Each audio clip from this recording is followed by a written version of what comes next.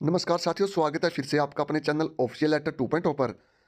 हरियाणा कौशल रोजगार निगम वाले सभी साथियों के लिए, हरियाणा के जितने भी कॉन्ट्रैक्चुअल एम्प्लॉय है भाई, सभी के लिए बहुत बड़ी खुशखबरी साथियों आ चुकी है। जैसा कि आप जानते हो, जो जॉब सिक्योरिटी एक्ट है भाई, जो कच्चे कर्मचारियों के लिए जॉब सिक्योरिटी एक्ट बनाया गया था साथियों, वो पहले ऑर्डिनेंस आपका पास किया गया था, एक्ट अब बना है। यानी जो विधानसभा के अंदर अधिनियम, जो ऑर्डिनेंस आपका पेश किया गया था, जो ऑर्डिनेंस आपका लाया गया था भाई, जो विधेयक आपका लाया गया था, जब राज्यपाल के उसके ऊपर साइन हो जाते हैं, जब राज्यपाल उसको मंजूर कर देता है, तो वो कानून बन जाता है, एक्ट बन जाता है। तो फाइनली राज्यपाल ने उसके ऊपर साइन कर दिए हैं और जो आपका जॉब सिक्योरिटी अधिनियम था भाई, वो आपका एक्ट बन चुका है, अधिनियम बन चुका है, नियम बन चुका है, कानून बन चुका है साथियों। तो बहुत बड़ी अपडेट है साथियों। अभी तक तो सिर्फ ये एक ऑर्डिनेंस ही था, अब आपका ये एक्ट बन चुका है। तो इसके अंदर कौन कौन से एम्प्लॉय हैं जो भाई इलिजिबल है, जिनको फायदा होगा, जो इस जॉब सिक्योरिटी एक्ट के अंदर शामिल होंगे, इस वीडियो में बिल्कुल डिटेल से मैं आपको बातें बताऊंगा। एक एक बात बिल्कुल ध्यान से सुनिए भाई, किस किस के ऊपर ये लागू होगा, कौन कौन सी आपको सुविधाएं मिलेगी, किन किन की सैलरी बढ़ेगी। ठीक है जी, सभी को लेकर ये बहुत ही महत्वपूर्ण सूचना जो कॉन्ट्रेक्चुअल एम्प्लॉय थे भाई। ठीक है, तो जिस साथी ने इस चैनल को अभी तक भी सब्सक्राइब नहीं किया भाई, सबसे पहले तो चैनल को सब्सक्राइब कर लो, ताकि इसी प्रकार की आपकी, चाहे कच्चा कर्मचारी हो चाहे पक्के कर्मचारी हो, सभी से संबंधित आपको अपडेट मिलती रहे। साथ ही साथ टेलीग्राम चैनल को भी ज्वाइन कर लेना, ताकि वहाँ पर कोई भी नोटिफिकेशन आती है, कोई अपडेट आता है, कोई रिजल्ट आता है, ठीक है जी, कोई भी सरकार का डॉक्यूमेंट आता है, तो आपको वहाँ पर मैं डाल देता हूँ, आपको वहाँ पर मिल जाएगा। तो टेलीग्राम चैनल लिंक आपको वीडियो के डिस्क्रिप्शन के अंदर मिल जाएगा। तो साथियों, बिल्कुल हम ज़्यादा वीडियो को लंबी नहीं करेंगे, जो मेन मेन बातें हैं भाई वो जान लेते हैं हम।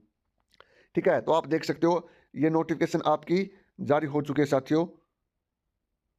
ये देखो नोटिफिकेशन 6 दिसंबर 2024। ओके, उसके बाद देखो भाई, यहाँ पर आपको डेफिनेशन, सबसे पहले डेफिनेशन बताइए, जैसे अपॉइंटमेंट डेट क्या है, ठीक है जी, और अप्रोप्रिएट अथॉरिटी क्या होती है, इन अपीलेट अथॉरिटी क्या है, गवर्नमेंट मीन्स हरियाणा सरकार, ठीक है, या in the human resource department, prescribe schedule, ठीक है, और सुपरनेशन, ये सारी चीज़ें बताइए क्या कुछ है भाई। उसके बाद हम डायरेक्ट बात कर लेते हैं, इलिजिबिलिटी कंडीशन क्या आपकी। ठीक है, अगर आप ये कंडीशन पूरी करोगे तो आप इस एक्ट के अंदर आओगे साथियों, वरना आप इस एक्ट के अंदर शामिल ही नहीं हो पाओगे। The eligible contractual employee shall be an employee वो, जो इन कंडीशन को पूरा करा वही एम्प्लॉय एलिजिबल माना जाएगा। Has been engaged on contract by the government organisation and is in the service of such government organization on the appointed date and receiving remuneration up to 50,000 per month.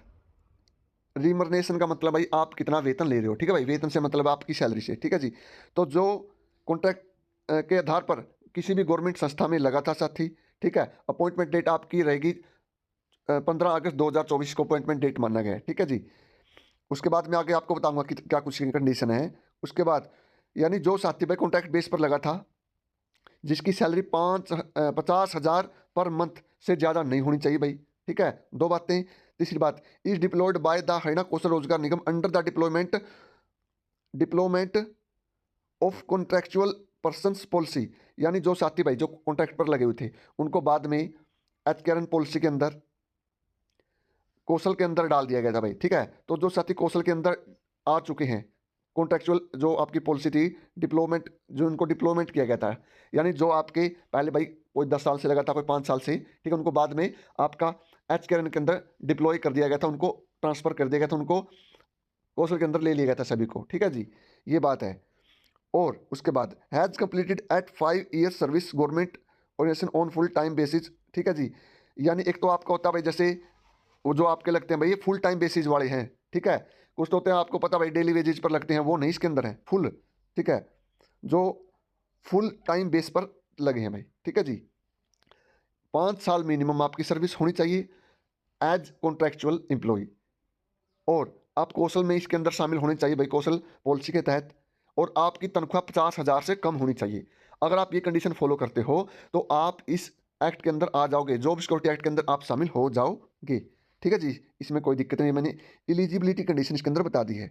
उसके बाद the period of जो sir 5 साल कैसे आपके count किए जाएंगे, the period of service shall be considered as period for which remuneration was made, यानी जब से आपकी तनख्वाह शुरू हुई है भाई, डायरेक्टली और indirectly by the government organisation eligible contractual employee shall be included period of, ठीक है, यानी आपकी जो 5 साल कब से माने जाएंगे, जब से आपकी सैलरी हुई है, ठीक है, और जो आपकी अपॉइंटमेंट डेट है, यानी जिनकी 15 अगस्त 2024 तक 5 साल कंप्लीट हो चुके हैं भाई, वो इसके अंदर एलिजिबल है, वो जॉब सिक्योरिटी के अंदर आ जाएगा।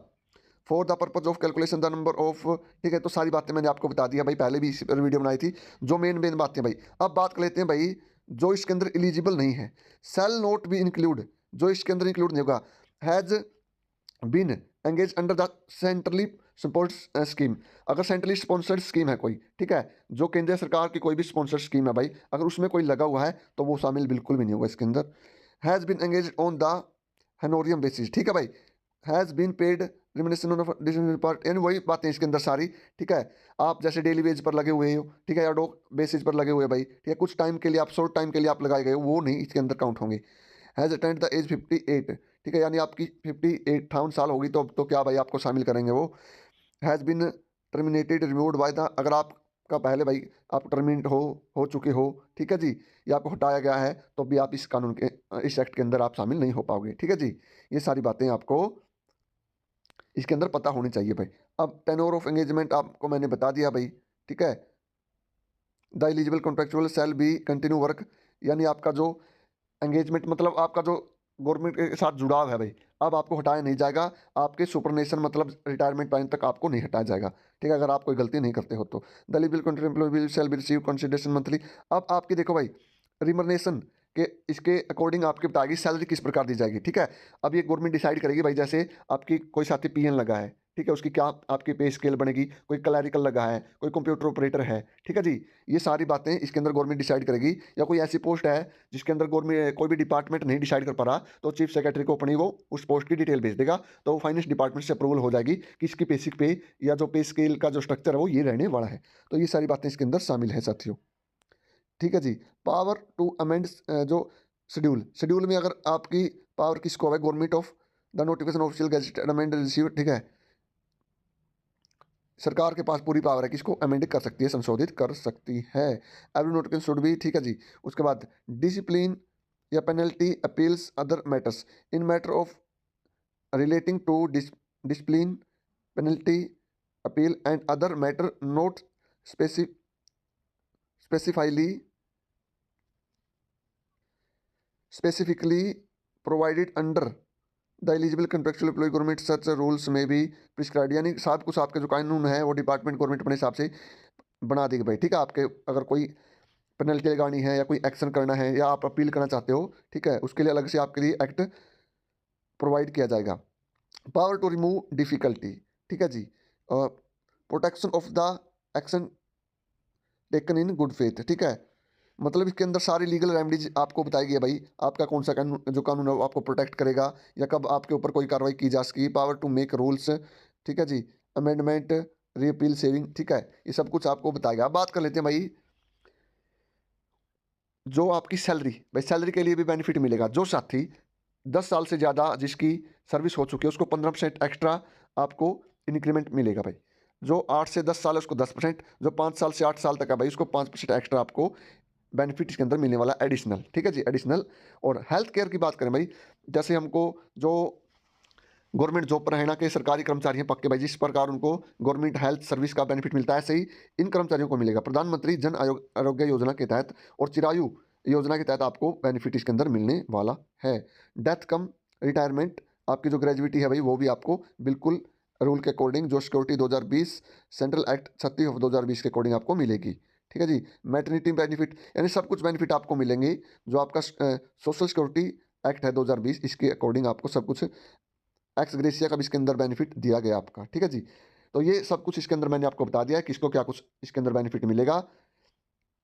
तो मैं आशा करता हूँ भाई बिल्कुल डिटेल में मैंने आपको वीडियो में बता दिया है कि कौन कौन इसके अंदर शामिल होंगे, कौन शामिल नहीं होंगे।